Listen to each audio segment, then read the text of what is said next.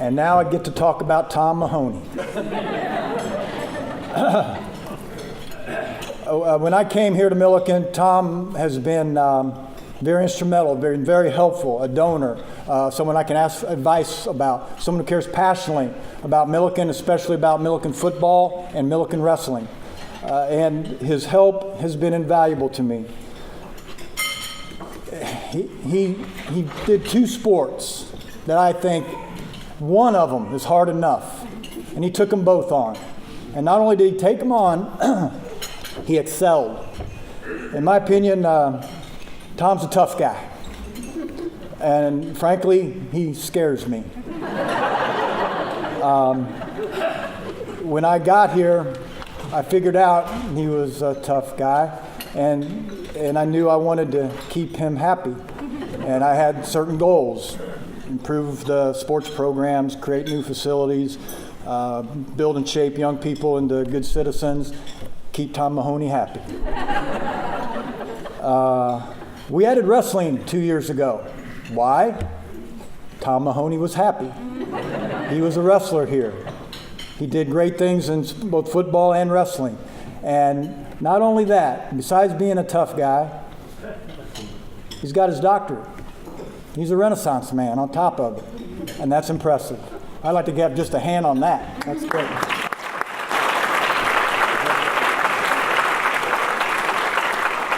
So again, quality folks coming out of Millikin.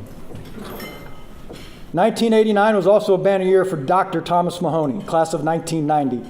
Captain of Millikin's 1989 undefeated and CCIW conference champion football team, Mahoney was also a CCIW wrestling champion who set a school record for most wins during the 1988 and 89 season. That was also the year he was named an NCAA All-American and NCAA Scholastic All-American. The first time in school history that a wrestler earned both honors. Now, that's a banner year, no doubt. A founding member of Millikin's Football Alumni Advisory Board, Mahoney has also coached all-state wrestlers and football players. President White, I am pleased to present Dr. Thomas Mahoney, class of 1990, for induction to the Millikin Athletic Hall of Fame.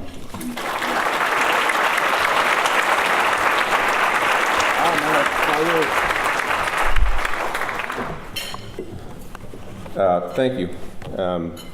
So I need to share with you that I'm not a very good athlete, and I mean that in all sincerity. I have a special gift. If something is within 3 feet of me and I can grab onto it, then I can be pretty good. If anything outside of that, I'm in trouble, so I found 2 sports that I truly love. But to receive this honor is truly the result of many, many people who have helped me. So I'd first like to congratulate my fellow inductees and thank the committee for who has to do this work, which is very challenging, for accepting me into this prestigious Hall of Fame. I want to thank my family for being there. I am very blessed to have a family who emphasizes the word family and the value of family. My parents, Tom and Bea, for their love and support for all that I've done. My brothers, Patrick and David. My toughest battles were never on the gridiron or in the wrestling mat. They were in my backyard, in the kitchen, in the basement. I learned what toughness, mental and physical toughness, and what teamwork meant by being with my brothers. I would love to share some of the stories. The problem is the statute of limitations has not run out. And I believe there's several facilities who have asked us not to come back that I don't want to remind them why. But I do thank them.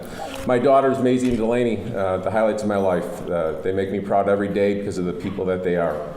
And of course, my lovely wife and class of 1991 graduate of Millikin, Angela Mahoney, who is my rock and has always supported me through the good times and the bad times, and certainly who keeps me focused on what we should be focused on, not necessarily what I always want to focus on. I also want to thank some fellow alum. Kevin Crandall, who was inducted in the Hall of Fame last year. I was fortunate to coach with Kevin for 12 years at Rochelle. He's a great leader of men. I did not play with him here, but from what I was told, he was a fierce competitor and a great leader here. He was instrumental in some of my development that has helped me move on in my profession, and he nominated me for this honor. And then Kip Crandall. So Kip, will you please stand up? I know this is unusual audience participation. Kip is the winningest wrestler in Millikin history. I think he ended up with like 134-12 over 4 years. A four-time CCIW, four-time champion, a four-time national qualifier. He took second in the country, was an All-American in wrestling and an All-American in football. I started my sharing with you that I was not a very good athlete. Kip took advantage of that. So while you are applauding him, I am telling you I still wake up in the middle of the night with the shakes. I may be the only All-American who went through 4 years of college wrestling with somebody that I could never win.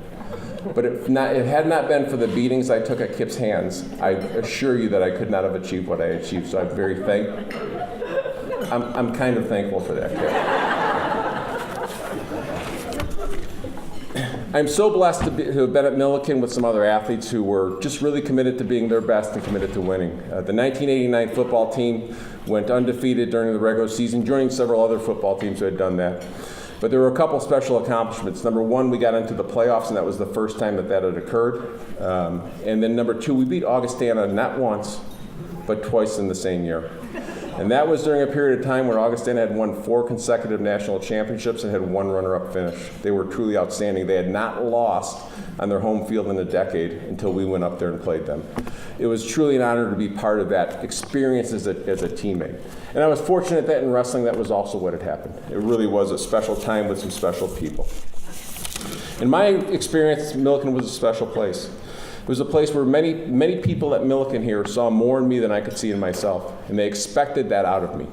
They didn't allow me to be who I was. They forced me to become who I could be, and that's helped me professionally and personally as I've grown. There are a couple here tonight that I want to point out. So the first one is Joe Houston. Joe, why don't you stand real quick?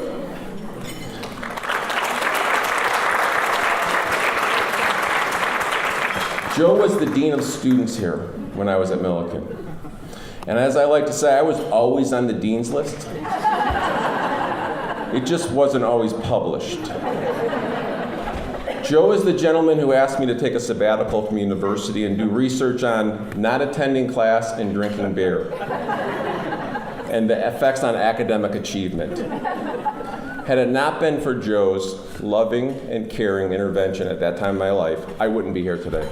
And so I am forever thankful for the position that he created, or the stance he created that ended up causing me to do some reflection and change. And I'm forever ever thankful, Joe.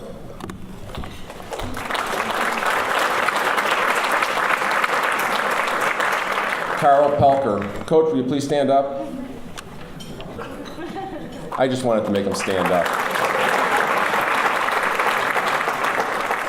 We had a little banquet for him, and all these guys were talking about how nice he was, and I'm like, I don't ever remember that guy. He was a mean SOB.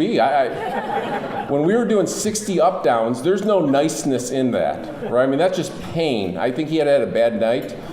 Peg had been mean to him, and he was taking it out on us. Carl truly always challenged me in everything I did to grow, not only personally, but academically and in leadership. It was never okay not to do your best with him. And that is a lesson I have taken on, and I have pledged in my own professional life to continue to share that with the students and the staff that I work with. I see in them what they can't see in themselves, and I hold them to a high level of accountability. And that is not my doing. That is because of what these men have done for me. And I'm forever thankful, Carl.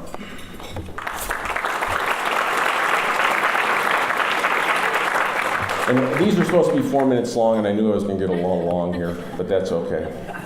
I don't think I'm going to be invited back next year. I'll have to ask somebody else to read their speech again, huh? Yeah.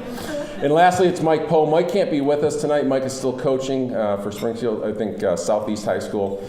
And Mike was the perfect coach for me at a time I needed him. He was the right amount of just love and commitment and support at all times. And I think at every point in my life, there was a period of time where I needed somebody like that. And Mike provided that for me. And I am forever grateful for Mike for modeling that behavior for me, because when we're dealing with people who are young, and they're going through their own growth, it's so important to remember they always can't see what we can see. So sometimes it's just love and support. It's just love and support, and Mike was that person. I'm forever thankful for Mike. So lastly, I'll close with this. I'm forever grateful, and I've made it my mission to pay this experience forward in my profession with the hundreds of students and faculty members that I deal with on a daily basis.